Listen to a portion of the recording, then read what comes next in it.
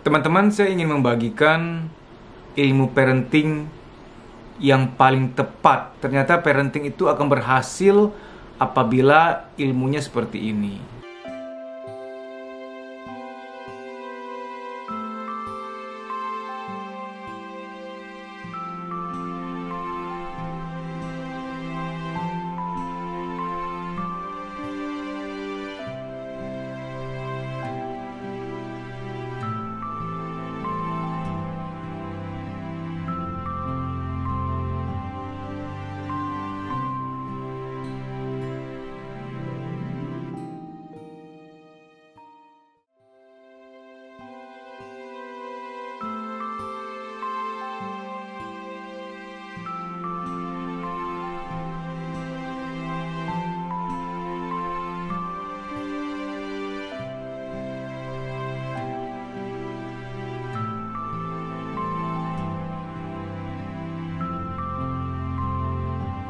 Orang tua itu harus ada dua sisi. Sisi tegas dan sisi kehangatan. Salah satu sisi ini bila tidak ada, parenting akan gagal. Kalau Anda lihat, saya ilustrasikan seperti ini, seperti pistol. Ini bukan pistol sebenarnya. Telunjuk itu untuk meminta, menuntut, menyuruh. Nak, kamu harus rajin belajar. Jam bacanya ditambah. Kamu sama adik yang akur. Malam tidurnya paling lambat jam 8:30. Jadi telunjuk ini adalah menggambarkan kita menyuruh anak, menasihati anak, meminta anak melakukan sesuatu yang seharusnya dia lakukan sebagai seorang anak, seorang pelajar, sebagai seorang adik, sebagai seorang kakak, sebagai seorang anggota keluarga. Namun ada jempol. Jempol ini bicara kehangatan. Kalau kita lihat sisi jempolnya saja, ini mengenai pujian, apresiasi, membolehkan. Jadi sesekali Anda perlu membolehkan. Misalkan yang selama ini sering dilarang main game, dibatasi, tiba-tiba pas lagi libur, sayang kenapa kamu nggak main game? Main game aja, nggak apa-apa loh libur. Jadi membolehkan, mengokekan, mengiyakan. Karena kalau selalu nggak boleh, ya akhirnya anak punya luka batin pada Anda. Jadi mainkan dua sisi, menyuruh, melarang. Tapi juga ada sisi kehangatan, memuji, apresiasi, membolehkan, menyetujui, mengiyakan, itu perlu gitu loh. Nah, ini adalah ilmu parenting yang paling tepat. Kenapa? Lihat, Anda baca buku parenting sebanyak apapun, kurang lebih kombinasinya adalah dua hal ini. Parenting yang otoriter hanya nyuruh aja, hanya nuntut aja, hanya marah, hanya menghakimi saja, hanya merintah aja. Giliran anak berbuat baik tidak pernah dipuji. Ketika anak berbuat kebaikan tidak pernah dihargai. Ketika anak dapat prestasi bagus, nilai bagus, jarang atau tidak pernah dihargai, diberikan jempol. Akhirnya orang lesu gitu loh. Salah dimarahin, dihakimi, benar atau baik nggak pernah dipuji. Jangankan anak-anak, saya nggak usah ngomong orang lain. Saya nggak mau ngomong Anda, kamu, kalian. Saya ngomongin saya sendiri. Saya pun yang belajar psikologi, kuliah psikologi sekian lama, kalau saya selalu disuruh, diminta, dituntut, dihakimi, ditunjuk, disalah-salahkan, ya capek juga gitu loh. Saya loh yang ngajarin ini loh, saya juga akan capek jujur. Saya sih nggak munafik orangnya ya. Disalahin terus, disuruh terus. Ya jangankan anak kecil, Anda deh yang kerja di kantor, bosmu itu nyuruh aja, nuntut aja, nyalahin aja. Giliran Anda berprestasi, giliran Anda melakukan suatu pekerjaan yang luar biasa, hasilnya luar biasa, giliran Anda mencapai performa puncak, ketika Anda mencapai produktivitas tinggi, beliau nggak pernah memuji. Hanya diem tok gitu, atau cuma ngomong ya bagus dong gitu tok. Orang tuh lama-lama kering gitu loh. Bener baik kok nggak dipuji ya. Nah renungkanlah, kita nggak usah ngomong anak-anak, kita aja nih nggak pernah dipuji, nggak pernah diapresiasi, ya lemes lah lama-lama. Kita loh udah usia loh ini yang udah paham, udah ngerti. Nah anak kecil apalagi. Saya sih nggak suruh Anda selalu memuji, tidak. Kan dua sisi, telunjuk jempol, mainkan itu. Ini sangat penting loh ya, karena jiwa manusia itu Ya settingannya sama, keinginannya sama. Istri yang selalu dituntut-tuntut, nggak pernah dipuji. Suami yang nggak pernah diapresiasi, diharuskan ini itu. Kamu harus bantu aku jaga anak dong. Kamu harus bantu aku begini. Kamu harus bantu aku beres rumah dong. Gak ada pembantu nih. Kamu harus begini-begini. Kamu harus ngertiin aku dong. Kamu harus begini dong. Saya dengarnya aja nggak enak gitu. Apalagi dia yang menjalani gitu. Nah, cuma ingat, ini bukan berarti kekerasan ya. Ketika saya begini, ini artinya ketegasan diseimbangkan dengan kehangatan. Tegas itu adalah misalkan, ya PR besok harus kumpul. Hari ini dia harus kerjakan. Nggak bisa nggak bisa kamu harus kerjain nak. Ini malam ini harus selesai, besok mau dikumpulin. Itu tegas. Jadi ini artinya meminta, mengharapkan, menyuruh anak, menasihati anak. Nah ini fungsi ketegasan. Begini bukan berarti Anda memanjakan anak ya, jangan salah paham. Semua serba dikasih. Dia mau apa dikasih. Semua serba dibolehkan. Ya enggak. Makanya begini, bukan begini toh. Dua-duanya. Tahu kapan harus tegas, tahu kapan harus memberi kehangatan. Nah ini, seimbangkan. Misalkan ketika anakmu berbuat salah, tetap begini, nak, nggak boleh begitu lagi ya nak. Itu bukan hal yang baik. Masa kamu begini sih, masa kamu begitu sih. Tetap kita tunjuk, tetap kita ajari, tetap kita tuntut untuk dia tidak begitu lagi. Perlu. Dari tadi tuh saya begini atau begini, ini kan ilustrasi. Bukan berarti Anda ngomong sama anak, kamu ya anak, bukan. Begini tuh artinya ketika kamu sedang memberikan harapan, ketika kamu sedang menyatakan keinginan kamu. Nah, begini nih. Bukan nunjuk ke anak, bukan. Ini lambang dari memberi keinginan, memberi tuntutan, meminta anak melakukan sesuatu. Tugas dia sebagai pelajar, tugas dia sebagai anggota keluarga gitu loh. Tapi ketika ngomong sama anak, sayang, gini. Seperti biasa ngomongnya, bukan menunjuk ke anak, bukan. Tapi ada begininya juga. Makasih loh nak, kamu udah ngaku. Kamu udah jujur sama ayah, sama bunda, bahwa kamu tadi begini sama adikmu. Itu suatu kesalahan memang. Itu nggak boleh lagi ya sayang ya. Tapi mama bersyukur, papa bangga. Kamu tuh jujur ya. Melaporkan ke mami, melaporkan ke papi bahwa kamu melakukannya. Itu jujur. Bunda, ayah sangat kagum. Kamu hebat, kamu anak yang jujur. Nah itu seimbang. Saya rasa sangat jarang ya ada orang tua yang ketika anak curhat tuh dipuji dulu gitu loh. Misalkan dia curhat nih, mama maaf ya, tadi aku tuh dimarahin guru karena aku lupa bawa buku ini, lupa bawa itu. Memang udah dipesenin sih minggu depan dibawa, tapi aku malah nggak bawa tadi gitu. Kalau kamu mampu, maka ini jarang ya, dan itu luar biasa. Makasih ya nak, udah mau curhat, thank you ya kamu mau jujur. Makasih ya. Oke, harusnya mami marah nih, harusnya papi marah. Tapi karena kamu jujur, wah itu suatu penghargaan buat bunda, buat ayah bahwa anak mau jujur pada orang tuanya. Thank you ya nak, kamu mau jujur. Nah, kalau begitu bagaimana caranya supaya ke depan nggak kelupaan lagi? Nah, kan seimbang nih. Jangan sampai pas anak lapor gitu, kamu ya gimana sih bikin malu? Nunjuk aja gitu. Nggak boleh gitu dong. Niat sekolah nggak sih? Aduh. Yang gitu ada loh. Niat sekolah nggak sih kamu? Ada itu. Ditunjuk gitu. Memang nggak gampang ya, kayak geli-geli gitu loh. Masa sama anak ngomong, makasih anak udah jujur. Kayak geli gitu loh, tapi itu baik. Ketika anak dipuji, diapresiasi, wah luar biasa itu. Apapun yang diapresiasikan akan diulangi. Ini hukumnya. Apapun yang diapresiasi, dihargai, dipuji, akan diulangi dengan bahagia. Tolong diingat. Anakmu kedapatan lagi bantu nyapu. Makasih anak. Ih mami seneng deh. Ih papi seneng deh kamu berkenan bantu-bantu kami. Karena kita sama-sama tahu di rumah yang gak ada siapa-siapa, juga gak ada mbak di sini. Makasih ya. Wah anak digituin seneng dia. Dia akan ulangi dengan bahagia. Besok dia akan bantu nyapu juga. Tolong diingat ya, ini adalah sebuah hukum yang pasti berlaku. Perbuatan baik yang dipuji, dihargai, akan diulangi lagi oleh yang bersangkutan dengan bahagia. Kita tuh harus mengubah anak dengan cara sedemikian rupa kasih sayangnya, sehingga dia melakukan lagi karena sudah menempel kualitas itu pada diri dia. Jangan sampai, duh gue harus nyapu nih, ntar gue dimarahin. Itu bukan perubahan.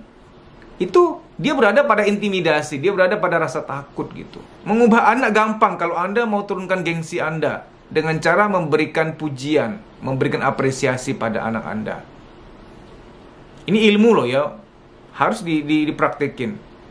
Ilmu ini baku. Kenapa saya katakan baku? Ya sudah diteliti bahwa anak, bahwa bahkan orang dewasa butuh cinta, butuh penghargaan untuk sebagai bensinnya dia untuk tumbuh ya. Coba koreksi, coba evaluasi parenting Anda sekarang. Apakah Anda terlalu manjain, semua serba mengokekan, semua serba membolehkan? Apakah Anda terlalu nuntut, sering marahin, melabel, nyuruh-nyuruh aja, nasihat-nasihat aja, dan nggak pernah memuji? Coba renungkan. Beberapa orang nonton video ini akan berkata, halah, sejaman dulu juga dikerasin orang tua, ditunjuk-tunjuk malah mukanya, dimarahin mulu, disalahin terus, disuruh-suruh terus. Tapi aku sukses. Oke, kamu bisa cukup terbentuk oleh situasi itu ya, tapi belum tentu kamu bahagia. Coba cek kualitas tidur, coba cek ada mood swing atau tidak, coba cek soal psikosomatik, ada psikosomatik atau tidak. Coba cek soal ketenangan batin. Gini, dalam kekerasan ada orang-orang yang bisa survive. Tapi orang yang survive ini membawa luka, nggak kosong, nggak ada luka gitu loh. Mengapa saya beritahu gini? Supaya Anda tuh nggak sombong dikasih ilmu. Alah, nggak kok. Begini ya, ketika orang sudah nggak mau belajar, itu sombong loh. Manusia itu berubah secara manusia. Manusia karena manusia. Kalau kamu membuat anakmu berubah karena ancaman, itu tidak dimanusiakan di situ. Dan tidak langgeng juga perubahannya. Mas, kalau aku terlalu lembek, aku diinjek-injek loh mas. Melunjak ntar anakku. Kan begini. Saya nggak suruh kamu begini toh. Kok gini kan? Oh iya, oke. Orang tua nggak boleh pelin-pelan ya. Ketika ada aturan misalkan, permen hanya boleh seminggu sekali. Ya udah tegas gitu loh. Tapi boleh. Ketika kapan-kapan udah seminggu nih, lagi jalan-jalan ke minimarket, dibilang, Ma, ada permen aku beli ya. Lalu kamu lihat, oh ini udah seminggu nih. Ya udah ambil sayang, ambil, beli. Boleh. Nah itu kan keren, ada begininya. Nggak dilarang terus. Pokoknya nggak boleh. Nggak bisa lah. Seimbangkan. Indonesia darurat ilmu parenting. Karena banyak orang menikah aja, didik anak semengalirnya. Itu mengerikan loh. Akhirnya anak tumbuh menjadi orang-orang yang berada dalam ketakutan karena orang tua terlalu mengintimidasi. Dan ada anak-anak yang tumbuh dalam rasa manja, nggak punya ketegaran. Seorang yang kepada anaknya lembek banget. Contoh ya, dia ke mall tuh, anaknya bilang, ini zaman-zaman masih boneka Pororo, tau nggak Pororo? Jadi, papa ini ada boneka Pororo, boleh beli nggak? Oh boleh. Beli juga tuh Edi kan temannya Pororo. Beli juga Tong-Tong tuh, beli aja sekampung semuanya. Jadi dia membolehkan semuanya. Anaknya minta 1, dikasihnya 5 gitu. Nggak boleh loh.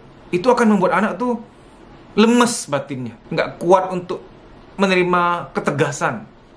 Nah, Anda bisa memenuhi, tapi suatu saat ketika dia udah nggak sama Anda, wah, lingkungan tempat di mana dia bekerja, di mana tempat dia sekolah atau kuliah, apalagi nanti istri atau suami atau mertuanya dia nggak akan selalu bisa mengiyakan dia, nggak akan selalu bisa memenuhi permohonan dia, nggak akan selalu bisa memenuhi keinginan dia. Nah, terjadilah bentrok sosial. Banyak pertikaian sosial itu terjadi karena orang-orang yang manja gitu loh. Manja artinya pendapatku yang benar lah. Pokoknya aku harus begini. Nah, itu manja tuh. Pokoknya aku mau ini, mereka harus denger, mereka harus kabulin.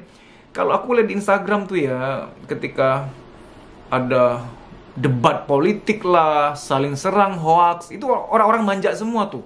Aku benar pokoknya, mereka salah. Itu manja semuanya. Orang-orang yang lemes artinya tuh nggak bisa untuk merasa kalah gitu loh. Nggak bisa untuk merasa salah gitu loh. Terlalu lemes. Lemes artinya lembek gitu loh.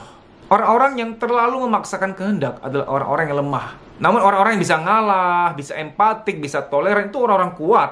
Orang kuat itu. Jangan pernah Anda bilang orang yang suka mengalah itu lemah. Emang kamu bisa mengalah kayak dia? Coba. Kalau saya meminjam bahasa game, itu perlu nyawa yang banyak kayak Mario Bros. Nggak gampang. Nah, jadi gini, kembali kepada topik ya. Jangan jadikan anakmu orang yang manja nantinya. Serba dibolehin, serba diiyakan. Nanti dia akan tumbuh jadi orang yang punya ekspektasi begitu. Aku juga ingin diiyain oleh semua orang, nggak cuma ayahku, nggak cuma ibuku. Aku juga ingin diiyain, disetujuin oleh sebanyak mungkin orang, nggak cuma ayah ibuku. Dia manja jadinya. Kebalikannya, jangan juga selalu disalahkan, disuruh, diminta, dituduh, tapi nggak pernah kamu memuji, memberikan kehangatan, memberikan support. Akhirnya apa? Orang kering juga, nggak dapat cinta. Contoh, ketika anakmu malas belajar. Sayang, papa pengen kamu baca bukunya diperbanyak. Sehari 1 jam, biasanya kan cuma setengah jam. Sehari sekarang 1 jam baca bukunya. Jadi Anda meminta, Anda menyuruh. Namun, Anda memberikan kehangatan. Kira-kira supaya kamu rajin baca, perlu apa sayang? Mami beliin buku cerita yang keren-keren, mau? Papi ubah wallpaper kamar kamu biar lebih sejuk, biar lebih nyaman. Kamu suka warna apa? Mungkin kamu bosan dengan suasana belajar di kamar kamu. Mungkin dengan ganti wallpaper kamu akan suka. Jadi ada dukungan, ada kehangatan, ada pengertian. Nggak yang nyuruh-nyuruh tapi nggak memfasilitasi gitu loh. Ketika hari ini kau memarahi anakmu, ini ya, pastikan Anda sudah berikan ini kepada dia. Seperti habis marahin anak, "Nak, maaf ya, kamu sedih ya." Dia akan nangis tuh, biarin. Dia keluarin. Kamu membiarkan dia mengeluarkan bebannya. Anak setelah kamu, tanda petik, sakiti, wajib kamu bungkus dengan cinta. Wajib kamu datang dengan kehangatan. Jempol ini luas ya, nggak cuma pujian, kehangatan, tapi dukungan juga. Kita mengerti bahwa dalam tumbuh kembang, seseorang tuh butuh memang disuruh, diminta, diharapkan, disuruh-suruh, itu perlu memang. Tapi juga ada kehangatan, ada pujian, ada dukungan. Hangat, pujian, dukungan. Karena berat bagi seorang anak yang selalu dituntut untuk berprestasi, selalu dituntut untuk disiplin mengerjakan pekerjaan rumah. Jempol ini bicara kehangatan, pujian, dukungan. Kamu pengen anakmu rajin belajar, dukunganmu apa? Kamu pengen anakmu akur sama adiknya, dukunganmu apa? Oke, soal misalkan supaya dia rajin belajar, dukunganmu apa? Ya, pikirkan, tawarkan, tanyakan apa yang bisa membuat dia senang belajar. Mungkin dia perlu meja baru, mungkin dia perlu layoutnya diganti, mungkin meja sama kursinya menghadap ke sudut yang berbeda, ganti suasana ceritanya. Atau dia pengen dibelikan buku cerita yang menarik. Pikirkan, kalau bisa tanyakan. Tapi yang berhubungan dengan belajar, jangan sampai apa yang bisa membuat kamu tuh rajin belajar. Oh, kalau gitu mah belikan aku game. Nggak berhubungan dengan itu, nggak menunjang. Oh boleh mah aku rajin belajar, tapi tolong jajanku dinaikin. Nggak, bukan itu. Itu beda. Ya, kakak itu sering zolim sama adik. Kehangatan, pujian, dukungan seperti apa yang kamu bisa berikan kepada dia supaya dia bisa kemudian akur sama adiknya. Pikirkan itu. Mungkin jangan-jangan kakak sering nggak akur sama adik karena kamu sudah jarang memberi waktu khusus pada si kakak. Semenjak punya adik, sama si adik aja tuh, sama kakak sudah jarang dating. Dating tuh berduaan ya. Kita bicara dating nggak hanya soal suami istri, pacar-pacaran, tidak. Kamu dating sama anakmu, date itu tanggal. Dating tuh artinya ada tanggal-tanggal khusus, waktu-waktu khusus yang kamu persembahkan untuk dia. Mempersembahkan waktu, itu dating bersama dengan dia. Biasanya setahu saya yang saya sering tangani, kakak-kakak itu ngambekan, mulai zolim, nggak adil sama adiknya karena dia kekurangan kasih sayang semenjak adiknya ada. Malah mempersepsikan semenjak adikku ada, duniaku hilang. Adikku adalah perebut duniaku. Dukungan, kehangatan, pujian, cobalah dimasukkan juga. Jangan cuma nyuruh tapi nggak pernah muji. Jangan cuma minta tapi nggak pernah hangat sama anak. Nggak pernah sediakan waktu untuk anak. Nggak pernah dating sama anak. Jangan hanya nyuruh, minta, nasihatin, tapi kamu nggak pernah memuji anak. Kering jiwa anak. Karena kehangatan, pujian, dukungan, itu adalah bensin. Tanda petik bensin ya. Kalau di kendaraan kan bensin untuk pembakaran di mesinnya. Nah, bensin dalam hal ini, anakmu tuh biar bergairah, berubah karena ada cinta. Lebih indah mengubah orang karena cinta, bukan karena ketakutan. Mohon subscribe ya bunda, mohon subscribe ya ayah, supaya membantu channel ini berkembang.